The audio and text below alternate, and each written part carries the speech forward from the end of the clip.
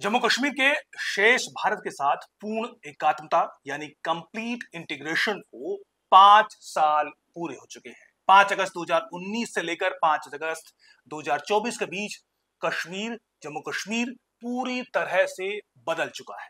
लेकिन इन 5 सालों में हर एक मोर्चे पर फेल होने वाले आतंकी नेटवर्क ने नए सिरे से जम्मू कश्मीर में सर उठाने की जरूरत की है। नए नए नामों के साथ अलग अलग तरीकों से अपने आतंकी नेटवर्क की जड़ें दोबारा जमाने की कोशिश जारी है।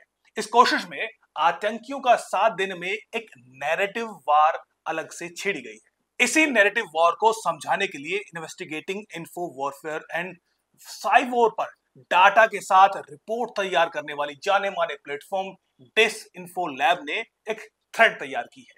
आइए इस थ्रेड के आधार पर जम्मू कश्मीर में जारी आतंकी साजिश और उसके पीछे अंतरराष्ट्रीय नेटवर्क के शब्दजाल को समझने की कोशिश करते हैं। 5 अगस्त 2019 के बाद जब आर्टिकल 370 को निष्क्रिय किया गया, उसके बाद जम्मू कश्मीर में सक्रिय आतंकी संगठनों ने अपनी पहचान रेजिस्टेंस के नाम पर स्थापित करने की कोशिश शुरू की। अचानक नए आतंकी ग्रुप नए नामों के साथ उभर कर सामने आए। नए अंग्रेजी नामों के साथ जैसे People's Anti Fascist Front PAFF, the Resistant Front TRF, United Liberation Front Kashmir UKLF और कश्मीर टाइगर्स जैसे संगठन सामने आए। हालांकि हम सब जानते हैं कि ये वही पुराने पाकिस्तान परस्त आतंकी संगठन हिजबुल मुजाहिदीन, लश्कर तैयबा और जैश ए मोहम्मद के संगठन हैं जिन्होंने नए नामों के साथ अपनी रीब्रांडिंग की है। बस इतना ही हुआ है। लेकिन ये रीब्रांडिंग क्यों? नए नामों से आखिर क्या बदलेगा? जवाब है नैरेटिव वॉर। इन आतंकी संगठनों ने अपना नाम इंग्लिश में रखा और अपना आतंकी प्रोजेक्ट को रेजिस्टेंस बताना शुरू किया। पहले इस्लामिक और अरेबिक नाम जैसे नाम इन संगठनों के हुआ करते थे ताकि इस्लामिक हिस्ट्री के साथ वो अपने आप को जोड़कर दुनिया भर में इस्लामिक देशों से समर्थन हासिल कर सके और साथ साथ फंड भी। पिछले दशकों तक इनको ये दोनों हासिल होता रहा। लेकिन इन नामों के साथ यानी अरेबिक और इस्लामिक नामों के साथ इन आतंकी संगठनों को US यूरोप में कोई खास समर्थन या डॉलर नहीं मिले। ऐसे में मिडिल ईस्ट में एक इंग्लिश नाम वाले मुस्लिम ब्रदरहुड की कामयाबी का उदाहरण सामने आया, जिसने US यूरोप में जमकर समर्थन कमाया था। पहचान की वैधता यानी लेजिटिमेसी भी और मुस्लिम ब्रदरहुड ने पश्चिमी देशों को फंसाने का कोड क्रैक कर लिया था। जैसे कि हमास जैसे आतंकी संगठन भी नाम, पहचान और भाषणों में सिर्फ रेजिस्टेंस जैसे शब्दों का इस्तेमाल बढ़ाने लगे और यही वजह है कि रेजिस्टेंस के नाम पर 8 अक्टूबर 2023 में इजराइल पर हमले के बावजूद भी हमास को इस्लामिक देशों से ज्यादा समर्थन US यूरोप में मिला। जहां रेजिस्टेंस के नाम पर हमास के समर्थन में होने वाले प्रदर्शन हमारे सबके सामने है। आत्मश्लाघा में आकंठ डूबे US यूरोप को रेजिस्टेंस शब्द बड़ा पसंद है। इसके लिए वो आज पूरी दुनिया को आग लगाने के लिए तैयार है। वो बात और है कि ये आग अब उनके US यूरोप के अपने ही घरों को जलाने लगी है। यानी आतंकी संगठनों का नाम और पहचान थोड़ी वोक हो और काम भले ही कुछ भी हो, दुनिया भर में फैले ब्रदरहुड नेटवर्क ने जम्मू कश्मीर में भी सक्रिय आतंकी संगठनों को यही कोड फॉलो करने को कहा। नतीजे में 5 अगस्त 2019 के बाद People's Anti Fascist Front, the Resistance Front, United Liberation Front Kashmir और कश्मीर टाइगर्स जैसे संगठन बनकर उभरे। हिजबुल मुजाहिदीन, लश्कर तैयबा और जैश ए मोहम्मद सीन से गायब हो गए। अब जम्मू कश्मीर में मल्टी फ्रंट पर जारी नैरेटिव वॉरफेयर में यह महज एक फ्रंट था ब्रदरहुड नेटवर्क का। इसके अलावा भी 3 और फ्रंट पर काम जारी था। फ्रंट नंबर 1, भारत में फासिज्म नैरेटिव के बीज बोए जाएं। फिर दूसरे फ्रंट पर पाकिस्तान परस्त आतंकी संगठनों के नाम अंग्रेजी और रेजिस्टेंस के नाम पर रखे जाएं। फिर तीसरे फ्रंट से दुनिया भर में ह्यूमन राइट्स ग्रुप्स को जम्मू कश्मीर का झुंझुना देकर लॉन्च कर दिया जाए। और फिर चौथे फ्रंट से कश्मीर को पैलेस्टाइन से जोड़कर, फिलिस्तीन से जोड़कर मामले को अंतरराष्ट्रीय स्तर पर लेजिटिमेट बनाया जाए और उसके बाद कश्मीर को लेकर भी समर्थन जुटाया जाए, खासतौर पर यूएस यूरोप से। अब अगर आप पिछले 5 सालों में खबरों और सोशल मीडिया पर चलाए गए नैरेटिव को ध्यान से नोटिस करेंगे तो पाएंगे कि कैसे भारत में फासिज्म और जेनोसाइड और इसके विरोध में जम्मू कश्मीर में रेजिस्टेंस जैसे नैरेटिव मायाजाल को सलीके से बुना गया है।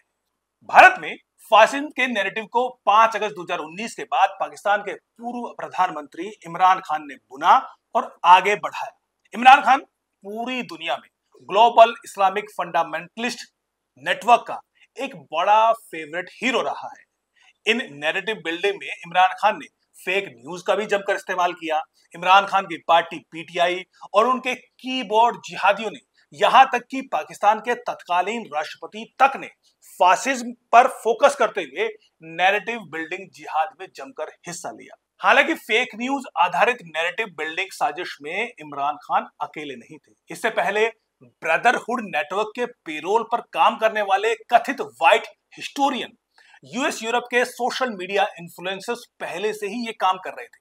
करीब करीब मोदी की सत्ता के आने के बाद भारत में फासिज्म नैरेटिव के बीज बो रहे थे। इनमें से ऑड्रे ट्रुस्के, सीजे वॉर्लेमैन, हेनरी डुशिंकी, पीटर फ्रेडरिक जैसे लोग सोशल मीडिया पर भारत में फासिज्म और जेनोसाइड की फसल खड़ी कर रहे थे। इसी पर 2019 में इमरान खान ने अपना प्रोपेगेंडा आगे खड़ा किया। फासिज्म और जेनोसाइड जैसे शब्दों का भरपूर इस्तेमाल करके सोशल मीडिया और गूगल पर आर्टिकल और कीवर्ड्स की बाढ़ लाई गई। टेक्नोलॉजी और सोशल मीडिया के जानकार इसका मतलब आसानी से समझते हैं कि गूगल ट्रेंड्स इसकी गवाही भी देता है। कैसे 2016 से फासिज्म जेनोसाइड शब्दों का इस्तेमाल शुरू होता है और 2019 आते आते अपने चरम पर होता है।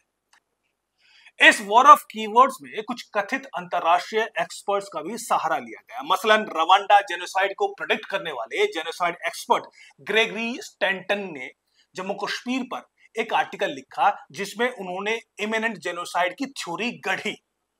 एक नई थ्योरी वो लेकर आए जिसको फिर से इसी नेटवर्क ने सोशल मीडिया पर एम्पलीफाई किया, यानी एक आउटसोर्स भी किया नेटवर्क ने एक्सपर्ट को।